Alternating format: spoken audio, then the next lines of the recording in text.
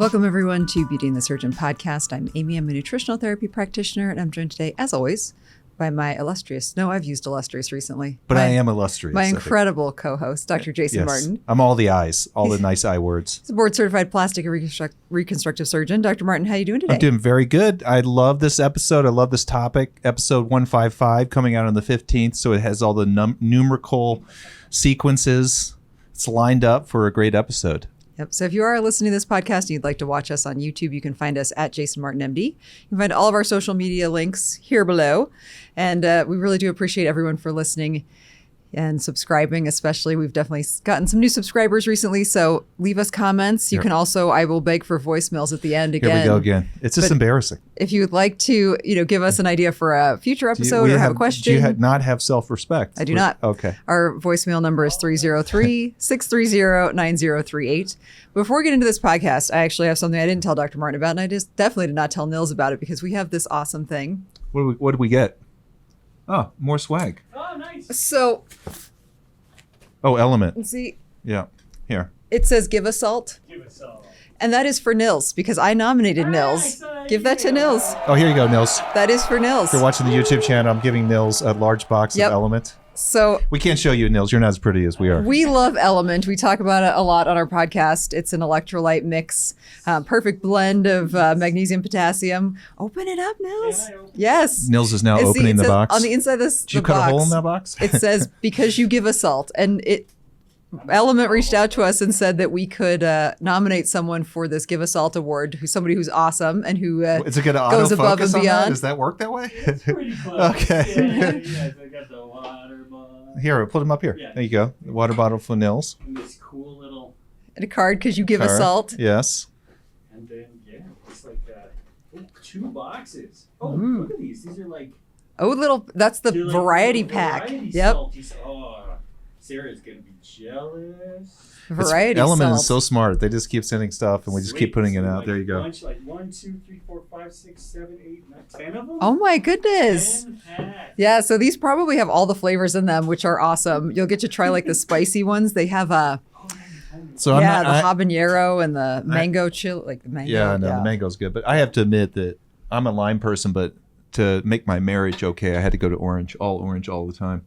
Yeah, That's what my wife That's what your likes. last order was, just 4 boxes of orange. So no more lime. Yeah. I always felt like I was down in Cabo on the beach. I like the You know, it has that kind of margarita feel Lime. to it. But no, we only have orange now. That's what my wife wanted, and that's what we're going to do. You guys are going Amy. all orange.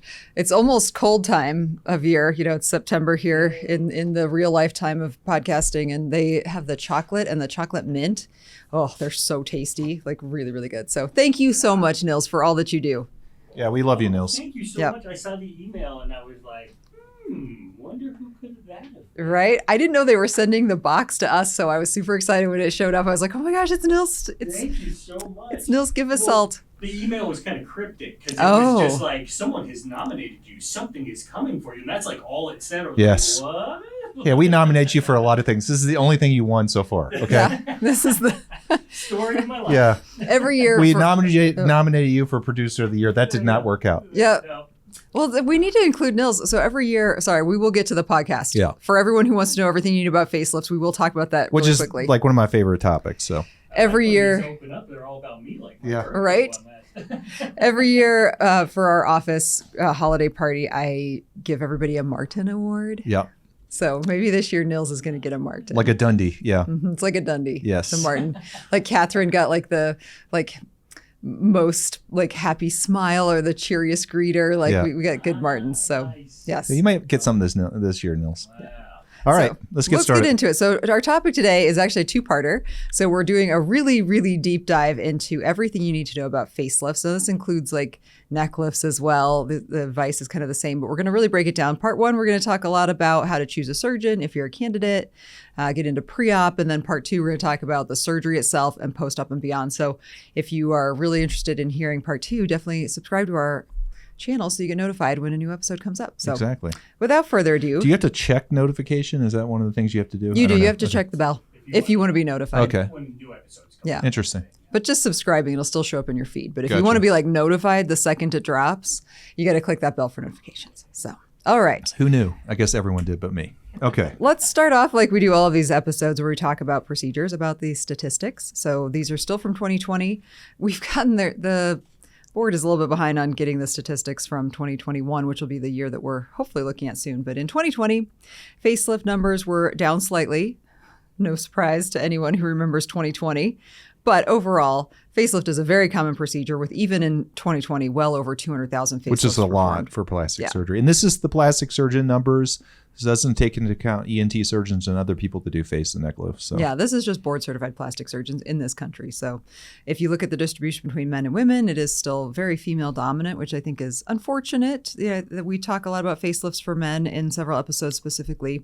But when we talk about surgeries, there are no surgeries that are just for a man or just for a woman, with the exception of affirmation surgeries. But for this surgery in particular, definitely skews more toward women. Yeah, plastic surgery is egalitarian. Definitely stuff for the face and neck. Men have bad necks. Neck lifts are a common procedure I do for men. So it's too bad that, I don't know why that is. Maybe they're just not open to it. I don't know. Cultural things. Yeah. I don't know. We talk a lot about those reasons in our episode about facelifts for men, but the age distribution, as you can imagine, this is a very common later part of life procedure, like last half of life. So 40 and above is really where you start to see the numbers go up, with the most patients being in the age group of 55 to 69, that was 150,000 of the 230,000. So, but it still happens. There are definitely people who get facelifts in their 30s and 40s. We do that a lot. A lot of the mini face and neck lifts, which I think are better if you catch people earlier. You can kind of let them age a little more gracefully and not have to wait till everything is so kind of problematic and then you're doing a larger surgery. So yeah, definitely listen to our episode about how to age like a Hollywood superstar if you want to know. We have so many awesome episodes on face and neck lifts. The real truth of when people are getting face and neck lifts. All right, let's get into this, Dr. Martin. So what are some things that a facelift can do? All right, facelifts are amazing surgeries. That's when I get in my flow state. They're all about minutia and fine detail. They're about natural aesthetics and natural outcomes. But they definitely can solve a lot of issues related to facial aging. So it can improve the visible signs of aging on the face and neck. And there's so many, examples of those. Jowling along your neckline. Oh, you have it down below. I'm sorry. Remove excess skin and jowling. So one of those being removing excess skin and jowling. Jowling is on your neckline. That's where you see the kind of skin start to droop over the jawline. One of the other ones is softening the folds between the nose and the corner of the mouth, which are called your nasolabial folds. Huge improvement there. But even more of an improvement is the marionette lines that come down from the edge of your mouth and go down. Those are huge. And then it suspends everything on your face, putting the fat pads that are there, the youthful fat pads, back up where they should be. And it can do the same for the neck and also solve problems like neck banding, those vertical bands that are present on your neck. Create a corset on your neck and create just a really nice contour, give your neck shape, define your jawline. Overall, it has an amazing kind of ability to enhance your self-image and confidence for sure. Amy and I see this all the time. It's so funny how misunderstood face and neck lifts are, and actually the outcomes, at least in our hands with our patients, these people are ecstatically happy. They love the results, they feel like themselves, and they just look a little bit better. So. And that really, we talk about this a lot in our episode about facelifts for men also, is that men do have a little bit of a pass with aging that women do not get. And especially as, women. We see it in our office. We talk about it all the time. The older I look, the crappier I look, everyone's like, oh, you look great. And then Amy feels the pressure that a lot of women feel. It's just, it's a divergent system for depending on. Right. Well, and that's where, that image and confidence really comes from with a facial procedure, because you do look like yourself. You look like how you feel. It doesn't make you look like someone else. And we'll talk more about that and what facelifts can't do in just a moment. But, it's not a procedure that really changes anything that other people maybe can even see, but it changes how you feel and how you present to the world, which is definitely something that ageism definitely skews very heavily towards women and ageism versus men. So those numbers reflect that for sure. Right. And that's a reality. I think we need to make that real clear. It's not like we're saying that's a possibility. It is a reality in our culture in this country, the ageism and also the way people look at women as they age versus men is different. Totally different. Yeah. We don't get the wisdom thing. We just look old. Yeah. So let's talk about what a facelift can't or won't do. That was kind of depressing. Yeah, That that's last true. comment kind of brought me down. That was all fired up, and now Kind of true. yeah. Yeah. So what are two things that a facelift definitely cannot or will not Yeah, do? a correctly done facelift or neck lift will not change your fundamental appearance. So I'm going to say this one time, and I'm going to say it categorically and with emphasis. When I do a face and neck lift, people look like themselves afterwards. That's guaranteed. Okay, it doesn't matter how much or how little I do. The whole goal of that is just to solve some of the age-related problems, put things back where they were before, but not change the way people look. That's the definitive goal of the surgery. And you'll definitely look better, or I guess quote unquote different, but you'll look like yourself. And I don't know, what's a better way to explain that? Is there? No, I mean, you look like yourself Yeah. because you are you. I mean, the things that we're adjusting with a facelift is getting rid of things like excess skin and putting things back where they belong, which is just making you look like yourself. I think there's a huge fallacy in that you'll look like someone else after a facelift. Like, to do that is actually not easy to make you look like someone else. You can have an appearance perhaps after a facelift that you don't like because it wasn't done in a way that was maybe true to you, but to really fundamentally change the way a person looks, takes things like implants and lots of filler. That's where we talk a lot about Or filler. rhinoplasty, or things that are definitively changing the base structure of your face in a different way. in a different way. Yeah.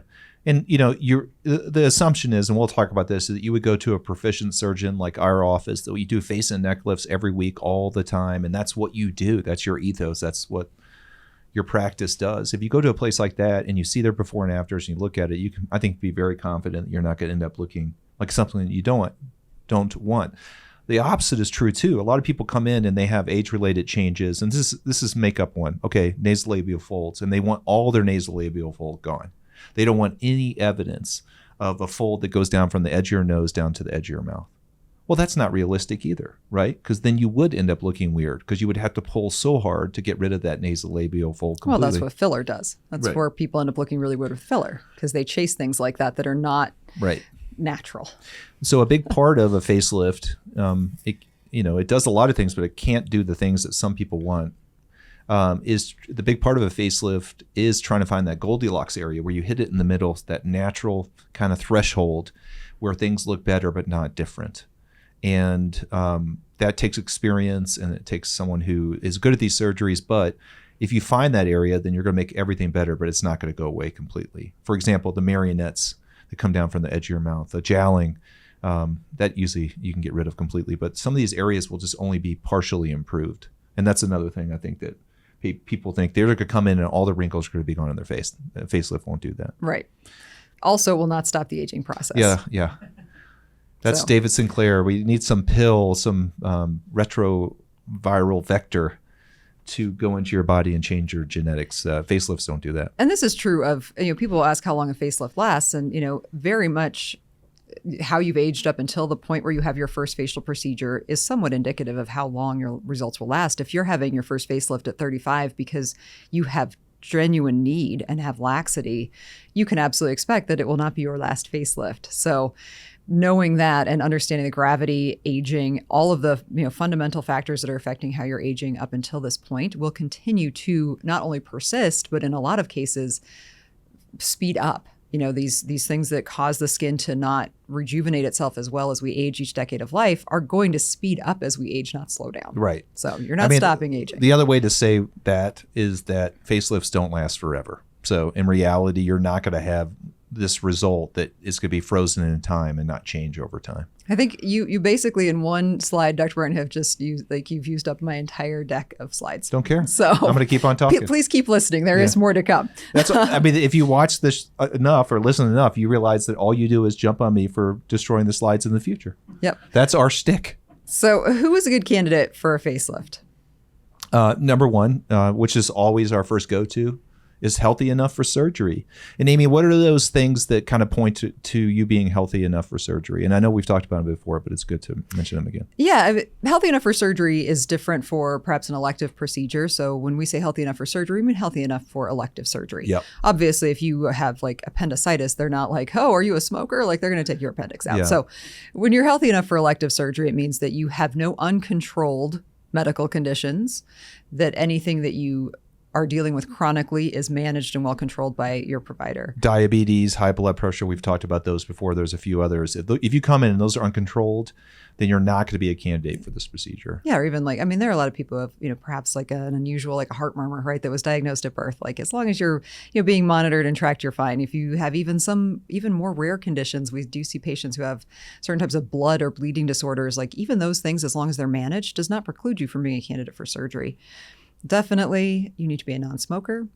No one's going to do an elective procedure on you. At least board-certified surgeon is not going to do an elective procedure on you if you're a current smoker or cannot stop smoking for the time around the procedure. What's our general rule in our office? Is it 30 days? 30 days before and after. Yep. And we'll test your blood. Yeah. Yeah, we actually test people's blood to make sure they're being honest with us. So, smoking, as we've talked about many times before, really affects wound healing, can affect blood flow in those little micro vessels, both arteries and veins, and it can cause loss of skin after surgery, increase the chance of infection. It's really disastrous for results. I would say a profound effect on your healing. Yeah. Like it's not small. Like this is well documented, a profound effect on your ability to heal and recover. Yeah. I think the other thing that really makes somebody a good candidate for a face and neck lift, I put a positive outlook, and that is, it's very true. Realistic expectations is true of any procedure, but specifically, like what we look at for patients who are going to be the ideal candidate for a face and neck lift is they have a vibrant life, right? They have a positive outlook. Like these are things that, you just really want in someone who's a great candidate for surgery. Right. And they can scope in what the surgery is actually going to do. They realize that surgeries don't solve a lot of life problems. It checks a box. And the surgery is in line with the path that they're on in their life about, making the best out of their life, being active, focusing on their health, focusing on their fitness, and just, being the best version of themselves. So I totally agree with that. You see these people that can check all these boxes, but maybe they have chronic rheumatoid and they're on steroids or things like that. There are some people that get into that middle ground where it's hard. You don't know if you should do the surgery or not. But I think that kind of expectations, positive outlook, motivation, if you can have a patient like that, you can overcome a lot of issues that maybe would preclude them from doing it if they didn't have that also. Absolutely. Yeah, that's very true. Yeah. And that's just true in life, right? I don't know always. I mean, I would love to play for the NBA. I could try real hard and have a positive outlook. I'm still not playing for the NBA. So that's because you don't have realistic expectations. Oh, that's right. My expectations are bad. Yeah. Yeah, that's an expectation issue right there. Yeah. Awesome. Let's take a quick break and we will be back in We're going to to drink some elements. We're going to steal all of Nils's element.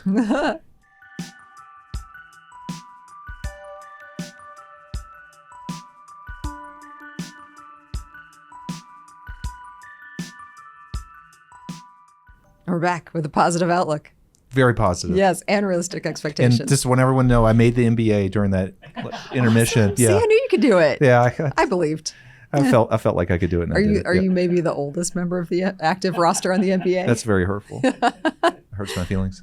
All right. Well, let's talk about this is where we get into the part that starts to confuse everyone, the types of facelifts. Most people know when they look in the mirror, like, oh, I feel different. I feel like I'm aging. I feel like I have age-related changes. You can talk to people about droopy brows, droopy eyelids, nasolabial folds, marionettes, jowling, loss of neck definition, fat on the neck.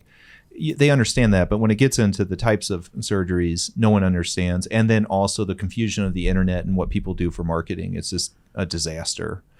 So, and sometimes it's not even great for people to even focus on this, but it is really good for you to understand the options. Well, in the real options. Yeah. Not like this is like no matter what anyone says about their magic technique. And it's always magic. Yes, or their ability to do something. Like when you're looking at facelifts, there are not 1,000 options. When you see the guy on TikTok and he's dancing around, he's like, I just did this amazing, and he names it after himself. That's just a retread of an old surgery that we all do. He just put his name on it. So there's not a lot of special sauce, but there are some really cool things we do. And the way you put those together, I think, is where the novelty comes from. Yeah. So the types of facelifts, Amy, why don't you just go through those? So realistically, and there are, everybody has their own flair on these, but there's your regular traditional full facelift.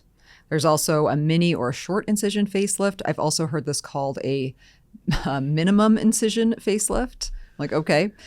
Deep plane is a word that is very buzzy right now. People are like, oh, I got a deep plane facelift. Deep plane, yes. And also, just perhaps a lower or a partial facelift. And then, of course, there's neck lifts. And we're focusing primarily on facelifts, right. but you can't just ignore the neck completely. Yeah, so. and this is really about facelifts, this episode, but just so you know, neck lifts are usually combined with facelifts. So, all right, so a traditional full facelift will make an incision around your ear. I'm sure we'll talk about this in part 2. And it treats the whole face, the upper face, which is basically where your cheekbones are, the middle face, which is going down to where your lips are, and then the jawline. So that's what it's going to fix. Puts an incision around your ear and an incision that goes up into your sideburn area. It can also deal with the foundation. A mini or a short is going to treat more of the upper or middle face, a little bit of the jawline, but not as much. Or potentially just the lower. Or you could go reverse on that, and you could just only do the lower and not the upper. But it's only going to treat like a couple of those areas, not all of it. A deep plane is referring to the approach to the foundation. If you can go back to all of our facelift episodes, you know that facelifts are not just about pulling skin. Actually, that's the smallest part of it. It's about treating the foundation and then also restoring volume. Now, Dr. Martin, let's pause here on deep plane because, like I said, this is pausing? such a buzzy thing right now. We're pausing. Like, I thought I could skip by it. No, and I know you were going to try to. But people call oh, does he do deep plane facelifts? Right. Like, if that's what you need, but. Yeah. Explain the difference between a mastectomy, which is more commonly what we do, and the deep plane right approach. And I can do both, just so you know, and I was trained on both. Not everybody was. Deep plane goes underneath the foundation layer. What I do a lot of the times, more than deep plane, is stay on top of the foundation layer and do application or bring it together. Actually repair it. Yeah. Now, this is start from the beginning. Okay. So if we're really being honest with each other, are we being honest today? Yes. Amy? Okay. But I've heard, Dr. Martin, that the deep plane facelift has less downtime, or is better for young people. All right. Or is magic. Will you just be quiet? Will you get off of Instagram? This is a client. Yes. But wait. Apparently, the people are saying this too. Yes. So the outcomes are just the same, at least from the data that we have, between a deep plane and mastectomy or whatever approach, high SMAS approach. There's a lot of different ways to do it. And offices like ours do all the different types. That's fine. So the outcomes are the same. So it's not like one is better than the other. The argument for deep plane is you elevate less skin, so you have less swelling and bruising. And in some cases, that may be the case. That's actually true in terms of comparing it to others. But really, deep plane is not just a default. It's if you qualify for that, if you're a candidate for that. Some people don't have a lot of excess skin. It's just more foundational and the foundation falls. Yeah, deep plane's great for that. But there are some people that have a lot of excess skin. If you don't believe it, just come to our clinic for a week and I will show you those patients that they're willing to let you talk to them. I'm not sure that would be a little bit weird. But well, and some people really need the redraping. Redraping, right. And we use the analogy of redraping the couch.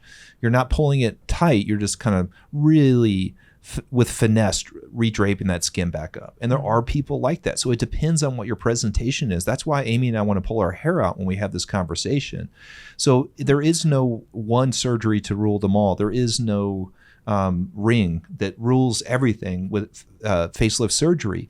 You should be facile and be able to do all the different types of facelift surgeries and apply it uniquely to the person coming in. That's good surgery. That's proficiency. That's an expert facelift surgeon. So deep planes have their place. And yeah, I think in minis, deep planes would be helpful. But I have to tell you, in the minis I do with plication, they have probably the same recovery as a deep plane. So I think what we're really talking about here is marketing and people trying to say they do something better than another person. Yep. But the outcomes, which matters the most, in terms of what your outcome is, in terms of how long it lasts, the data does not show any benefit to deep plane versus mastectomy versus high SMAS. And there is one increased risk with a deep plane facelift. That's what I haven't gotten to yet. Yeah. Right.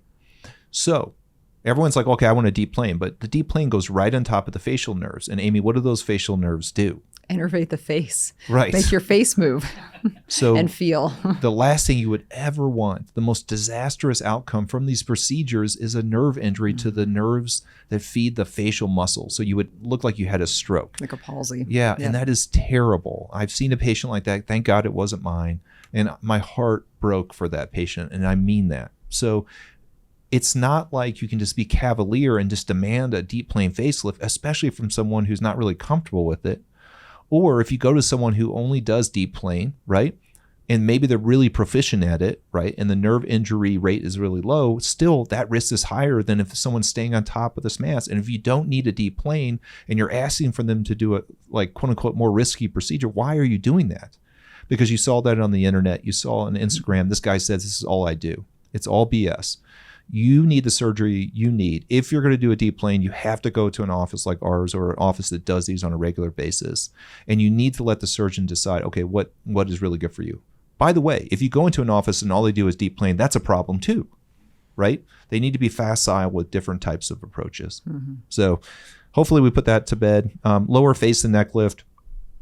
It is what it says. It treats your lower face and you can improve the neck. We have a whole Yeah, we'll talk about the have a whole incision episode on placements neck on lift, these. right? We do. We have many Yeah. episodes on neck lift. Yeah. So just know that when you go into an office, like there aren't 1,000 different kinds of facelifts that are going to give you 1,000 kinds of different results. The result you're going to get is primarily based on the skill of the surgeon Right. and your presentation. And one more thing before you change the slide. It's really going to be dependent on the surgeon's mind and how they plan the surgery and how they approach your problems. That's the difference. So if you go in and if you want to have a meal from a chef and they only have one ingredient and they use it all the time, that meal is not going to be that great. If you have a chef that's facile, has different ingredients, applies it different ways depending on the season and the things that are coming through his kitchen, that's like really good chef work. How would you call that? Good chefing. Chefing? I see what you're doing here. You're trying to take over my thing, which is analogies. Yes. I'm terrible at it. Yeah, I wouldn't have used that one. Okay. Good. Chefing. So yeah, don't get lost in the weeds. This is where we're going to talk more about how to choose a surgeon. Just know that there are several different types of facelift, quote unquote types. However, the one you need is the one you need, and the one you need is based on your presentation and your presentation. surgeon. Yes. Yeah. So let's talk about choosing a surgeon because this is where things really become important. As a reminder, I always start with this. There is no American Board of Medical Specialties recognized certifying board, right? So the board that certifies doctors with the term cosmetic surgery in its name. So you are looking for a board certified plastic surgeon. There is no medical board that oversees cosmetic surgeons in that way. Right. So because that's probably not going to be a plastic surgeon or an ENT surgeon. correct. Or someone who's proficient in these surgeries. That's going to be someone who is trying to do these surgeries but wasn't trained in it. And there are a lot of doctors out there who do that. So my reminder to everyone, please listen to our episode. Actually, The New Beauty, How to Choose a Surgeon, that one came out in 2023, is excellent. We go into depth He's about going to put it right here. what types of doctors do what types of surgeries and what types of certifications they should have. For this surgery, you And need... Amy made the point, I think, of that episode that I shouldn't be delivering babies. What was your example? Oh, right. I was like, I could Probably. deliver babies. I don't know if that was it. Like, we could deliver a baby for Oh, yeah. sure.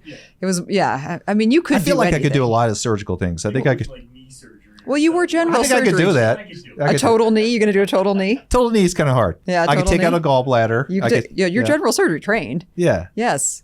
But Oh, yeah. that's benefited too, yeah. I can Yeah. do hernias. I already do hernias. You already do hernias, but yeah, there's things. So when looking for a surgeon, you want to make sure that your surgeon is certified by the American Board of Plastic Surgery. You can find a link to find a board certified plastic surgeon in the description box, plasticsurgery.org. You type in your zip code, they will give you a list of doctors in your area that are board certified. Yep. And there are a lot of things that a doctor needs to do to maintain that board certification. Please do watch that episode about the New Beauty episode. We go into so much detail about this, and it's very important. Yeah.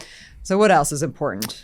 The results and the aesthetics of the surgeon and the office match your desired outcome. Okay. Hey, your face matters. Okay. This is not a Groupon situation. We're not going to Walmart to get the lowest price. Trust me. Amy and I are not against Walmart at all. Oh, I okay. love Yeah. At all. I like a deal. Amy and I, that's like half of our conversation is how can we get something Like a dollar Costco, cheaper? like, yeah. Right? So Get this is- coupons for Costco. This is not one of those situations. The face is so important. It's not going to be hidden. It's going to be readily evident, and it has to match, what your aesthetics are, in your life, where you want to be. The results, the way that the surgeon approaches their facial surgeries has to match the results that you want. You need to look at those before and afters. You really need to pry down. We saw a patient yesterday, really nice. She was kind of emotional talking about aging, and I get it. Amy and I understand, right? It's tough. It's this aging. That sand is falling through the hourglass. It's hard. And, you get to a certain pace. you get to a certain age. The parents are dying. Kids are out of the house. If you have kids, you watch yourself changing. It's kind of meta. It gets in your head. We understand.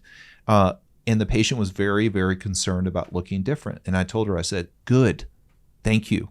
Be concerned. Do your research. And I told her, I said, if I'm not the right person for you, go get the next consult and the next one. Because what? Someone you have to feel comfortable with. We've used the analogy. Amy won't let me use analogies anymore. Go for it. Using them. Yes. I'm going to analogize everything. Yes. The Sadie Hawkins dance. Let's get some sheep in here. If you know, you know. If the Sadie Hawkins dance, that's what we've used before. That, you're uncomfortable, but you want to find someone you feel comfortable with that makes you feel relaxed. It makes you feel confident that they're going to do what you need to do. And that may take time. Do look at the before and afters. Make sure they're board certified. Talk to other patients that have been in their office. Talk to their staff. Look at their staff. If you walk weird, if you walk into the office and the staff all looks weird, okay, I'm not saying Amy and I look good, but we don't look weird. Don't look weird. Okay, and they all look weird, and you don't want to look weird, then don't go there, right? And that's true, by the way, of a spa or an aesthetics place. If you go in, everyone's over-injected, and you don't want to be over-injected, don't go in there, right? There's nothing wrong with those people, but that's not your thing. Yeah. Or vice versa. If you want to look over-injected and everyone looks normal, maybe you're not in the right place. So I think that, trying to find some place and someone that aligns with your lighthouse, where the North Star you're going for, it really makes the biggest difference for this. The proficiency part of it, if they do the surgery on a regular basis, again, like our office, you're going to be fine. It's going to be safe. If they're board certified, they've been around for a while, they have experience, I think you're going to be okay. But it's that vision part that makes the biggest difference. And I think that's where the wheels fall off with face and neck lifts. It is. Well, and just the comfort level. I mean, you're kind of starting a relationship with your surgeon. I mean, it may be short-lived. You may have this relationship for 3 months and never see them again. It's a little fling. It's a little month-long fling. Yeah, you might, if you listen to our episode about how to age like a Hollywood superstar, and that's how you want to age, we have patients now, Dr. Martin, have been working together for over 15 years, who we've done, now 2, even 3 or more facial procedures on, and that's a relationship that you've built. So if that's you and you want this to be a long-lasting relationship with someone who understands your aging progression, that's really someone you need to feel comfortable with. Yes. You need to be able to go into that office and actually have a conversation with that person, not just about your facial appearance, but like a real human conversation. Because that's the way I look at my facial patients. And this is, Amy and I both feel the same way. I look at it as Amy said, a long-term relationship. This is over decades that I want to be next to them and help them age in a way that they feel comfortable with pride, with empowerment, with agency, and not looking weird. Like, I really, really care about how they feel through this difficult process of aging. I mean, that is our ethos. That's exactly what we try to do on a weekly basis. If you go into a place and you're not getting that vibe, then probably you're not going to have a long-term relationship with that with that doctor or that place. Yeah. The other thing is, I've thought about this too, now that, I'm, 50. Did I just say that? Did I say it out loud? We're going to just 25. We're gonna edit that the out voice comes in 25. I'm 25. Yeah. So, I'm going to operate till I'm 70. I work out every day because my flow state, my happy state, besides being with family and arguing with Amy, is being in the operating room and making fun of Nils. Yeah. Is being in the operating room. So, this is my life. This is my happy space. So I know that patients that come to me when they're my age that will be around for a long time to help them. But if you go to someone who's also like 70, I mean, probably in 10 years, and you're 50, they're not going to be around to help you out. Well, and let's be real. This is elective surgery. Like, you should feel good about the people around. The whole process should be pleasant. And that's what we really try to do. I mean, today we saw a patient we did surgery on 11 years ago, and it's like no day has passed. No. And that's what I love. I remembered her story. Yeah. Amy remembered what surgery we did on her. Yeah. Our patients are awesome, and it's just that thing that, if you can find that with a surgeon, especially when you're talking about your face and your aging, process. Which are very personal. Yeah. This is not just a breast aug. Like, this is not kind of a one and done procedure. I mean, breast aug isn't either, but I mean, it's just like the time frame. Like, this is hopefully something that you really feel good about and can continue for a long time. Right. So, yeah, we got you. Yeah. All right. Let's talk about the consultation. So yes. is you have done your research, you have confused yourself thoroughly, you're sure you need a specific type of facelift only, and you arrive at the office. You need a deep plane. Yes, only. The only thing you need is a deep plane facelift. Yes. So at the consultation, the primary things that are going to happen is you're going to get your full medical history, go over medications, allergies, supplements, history of smoking. Even if you are no longer a smoker, that's still a conversation your doctor will have with you if you've been a smoker in the past. Drug use, previous surgeries, all surgeries, not just cosmetic surgeries. I love when people are like, oh yeah, well that doesn't matter because it wasn't cosmetic. I'm like, we've had people come in for facelift consults who have had a facelift and listed their surgeries and didn't list the facelift. Yeah, didn't list the face. Like, we wouldn't notice. Or and they're like, I didn't think it mattered. I was like, I mean, I understand they're not physicians or nurses or whatever, but like at some point, like, what are we talking about here? Yeah. Well, my favorite is the patient who actually was scheduled for surgery, and as she was getting ready to leave, she goes, oh, I forgot to tell Dr. Martin something, and you had left. I'm like, well, that's all right. It's like, tell me, and we'll talk about it. I have this small brain tumor. This was a woman who I had literally just scheduled for surgery. She's like, it's just small. And she kept pointing to her head like that was somehow going to make me like be like, oh, this is no big deal. Oh, yeah. If it was big, that would be a problem. Right? Like, I have this but massive. Since it's small. It's just small. Just like that, this, like, people think that if it's not, if it's not cosmetic, they don't have to tell us. I'm like, yeah, you need to tell us everything. Yeah. So, I mean, again, Amy and I are no better. Okay. We forget. Yeah, but that's just very funny. Yeah, that's my favorite. So you're also then going to talk about your options, outcome, and get a quote. Yeah. Review risks and potential complications. By the way, you should be prepared when you go in, especially, some people watch this because they like Amy and I talking, but other people really want information. So these are for the people that really want information. You need to prepare before you go in. You need to know what you want. You need to think about who you are and where you want to go. You need to say those things when you're there to make sure they understand where you're coming from. Do you agree with that? Yeah. Yeah. So I think that's really important.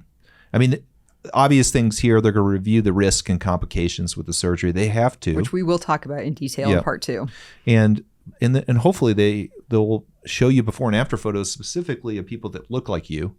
Or that are your similar age. Similar age or have the similar problems. Yeah. And then they answer like all your questions. I do think that like looking at those, kind of getting a sense of what the plan is would be for you and what they would address. I tell people, I'm really straightforward with people. If I see something, I tell them. But I also make it a caveat to say that you don't have to fix these things, right? Like if I just point out your eyelids. Yeah, if this doesn't bother you. I'm not like picking you apart. I was like, if we want to you can pick me apart. Look at my eyelids. But it's about, hey, let's list all the issues and let's try to find that middle ground that solves the majority of the problems with the least amount of input for you. And I think that part of it is where you really connect with people. Sometimes people come in and they just are not lining up with what I see. And they're people we tell no. And that's fine too. Not every patient is a fit for every doctor either. Just because there are people who, probably would, like us, right? But it's just that we're not the right fit for them. Yeah, we're not the right fit. Yeah, and that's totally fine. And that goes both ways. So I did, Dr. Martin, in attempt to make it so that this is usable for people who want real information, list some questions that you should ask your surgeon, because people will a lot of times ask us like, well, what should I ask?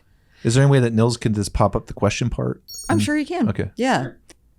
So the questions to ask your surgeon, I think, is so important, and really what you were saying about things that should empower people and that someone who doesn't just enjoy listening to us talk would enjoy knowing. So these are actually going to be in the description box so that you can actually write these down and take these with you to your doctor's appointment. Just take a note card. Yep. Go old school. Or just take a screenshot.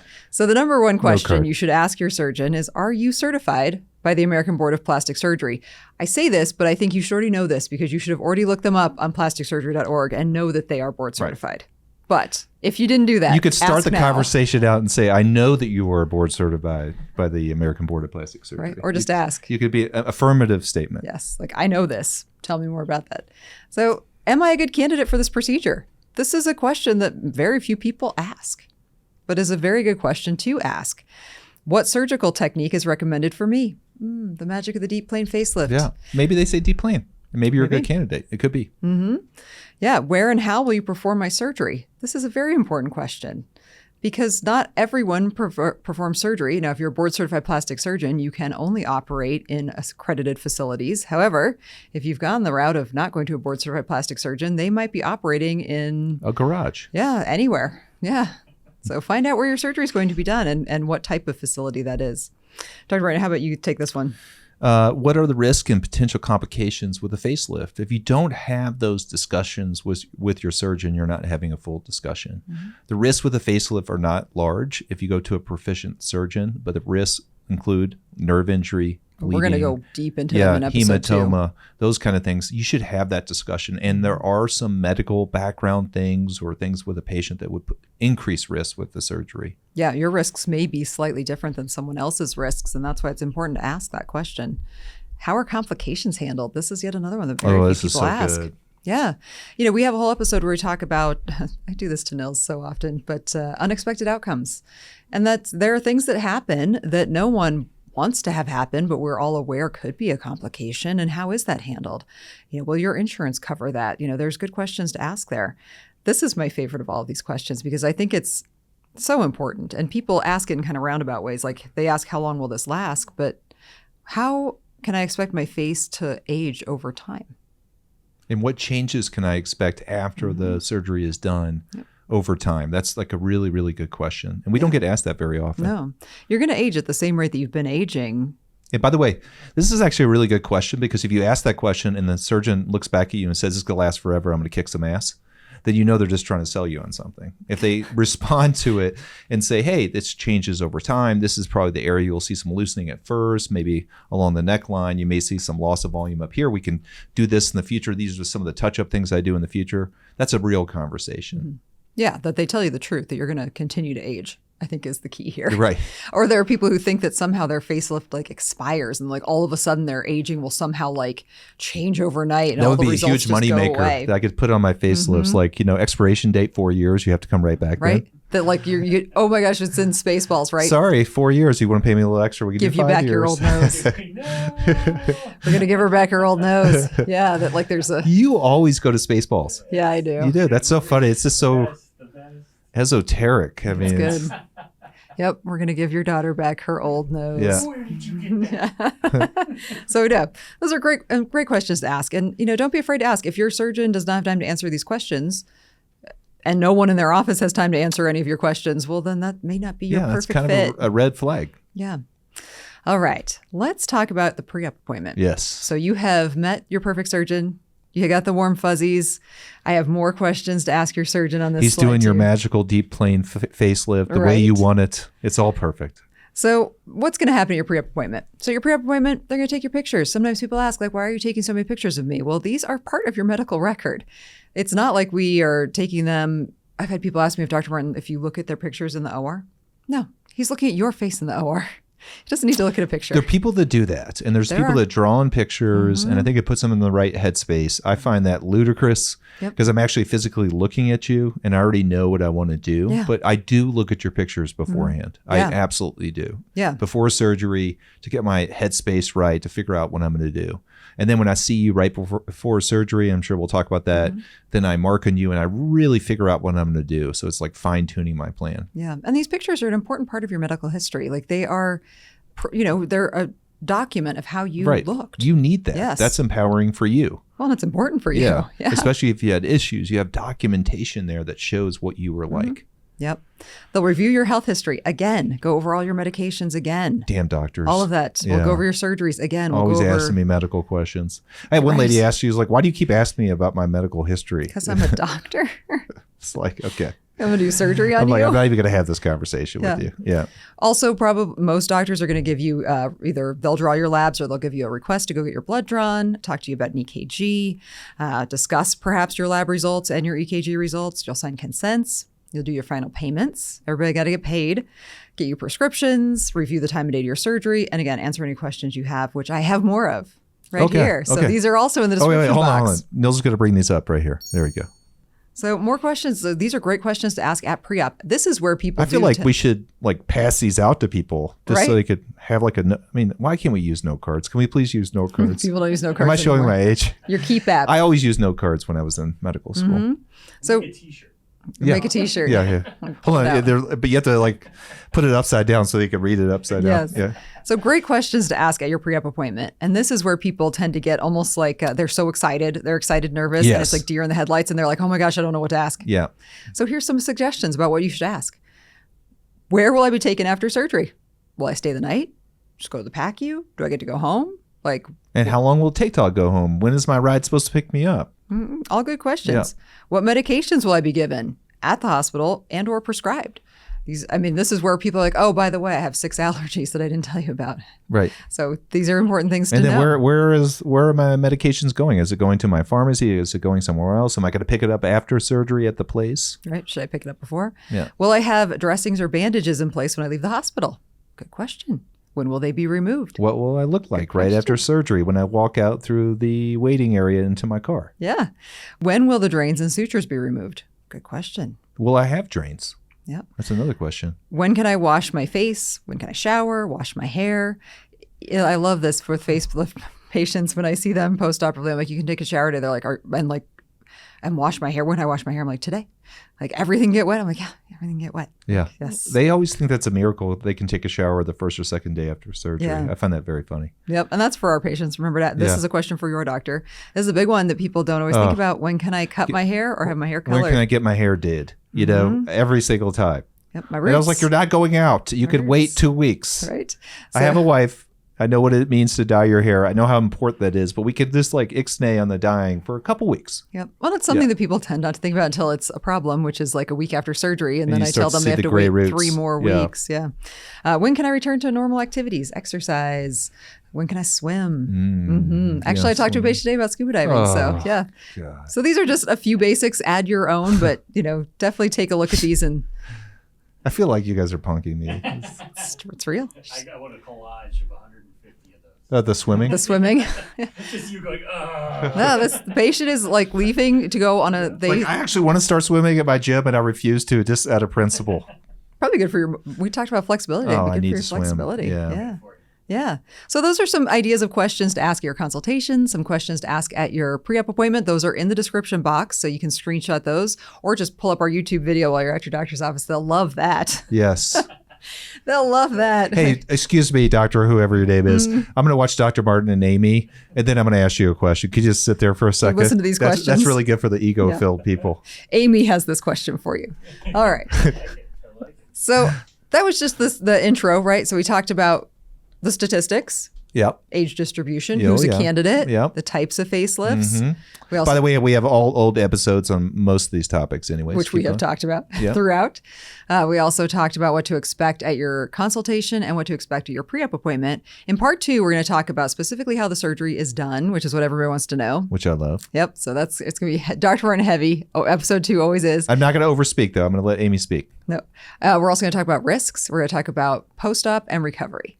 So lots of good stuff coming. Again, I mean, 2 weeks from now, you have to watch the next episode. find- This is like a cliffhanger. subscribe, hit the notification bell. Subscribe, notifications. Follow us on all the Everything, social media all the things. stuff. And in the meantime, if you have additional questions, like leave me a voicemail or send me a text 303. So how many voicemails have you gotten, Amy?